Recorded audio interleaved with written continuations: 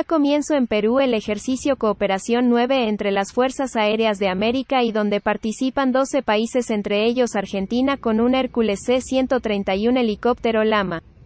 El ejercicio, que durará del 8 al 18 de mayo, simulará 2 escenarios de emergencia: un terremoto de gran magnitud y un fenómeno El Niño, desarrollando operaciones combinadas de fuerzas aéreas de 12 países que integran el sistema de cooperación entre las Fuerzas Aéreas Americanas.